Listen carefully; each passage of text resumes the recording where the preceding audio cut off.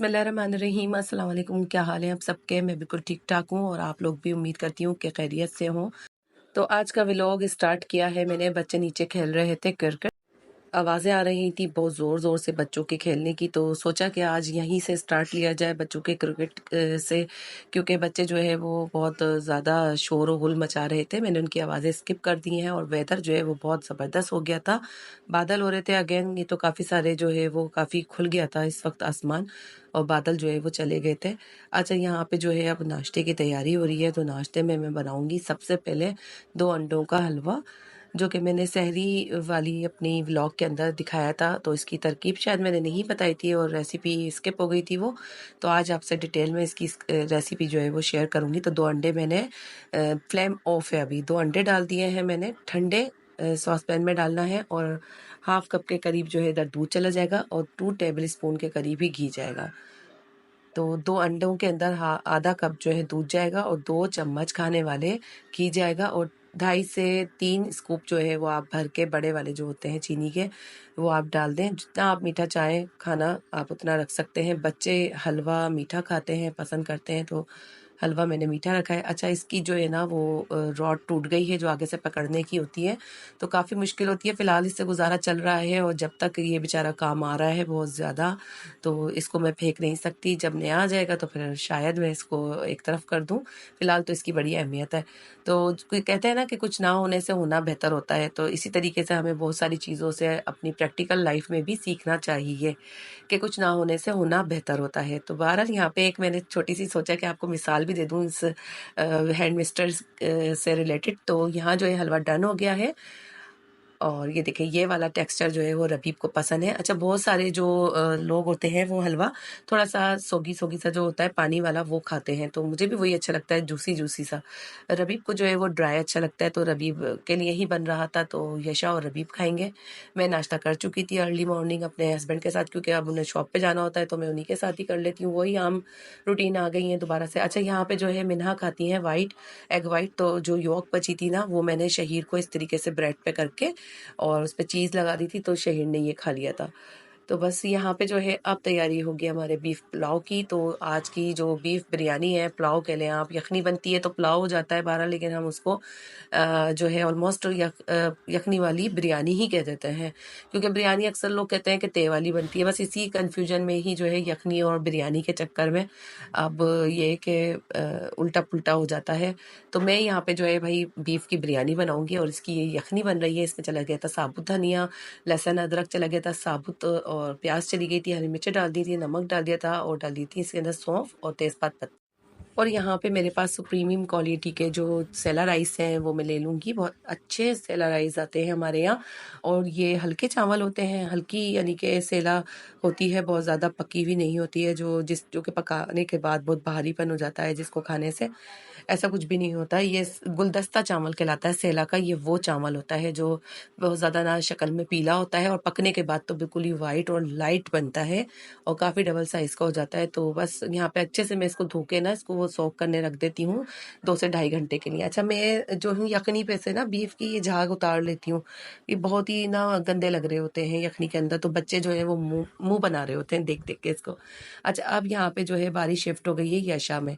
तो यशा जो है वो बीफ बिरयानी तैयार करेंगी और यहाँ वो डाल देंगी प्याज कट करके।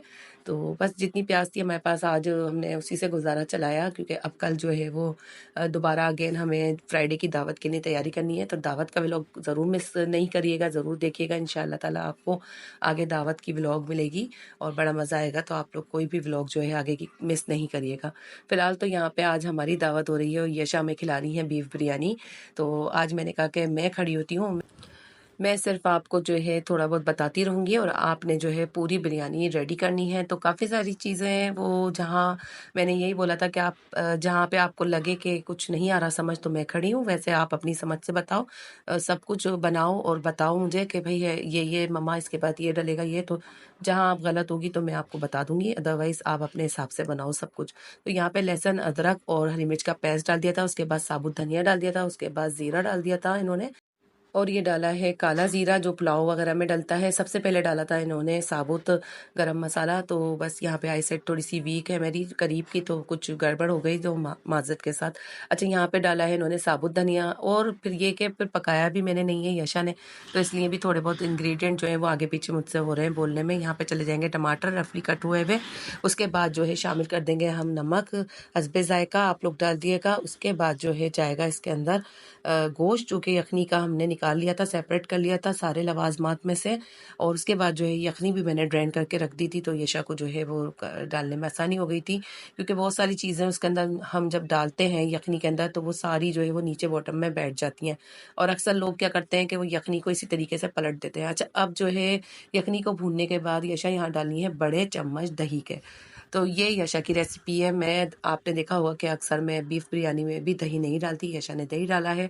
यशा सारी रेसिपी जो है आज अपने हिसाब से ही ट्राई कर रही हैं, माशाल्लाह माशाल्लाह।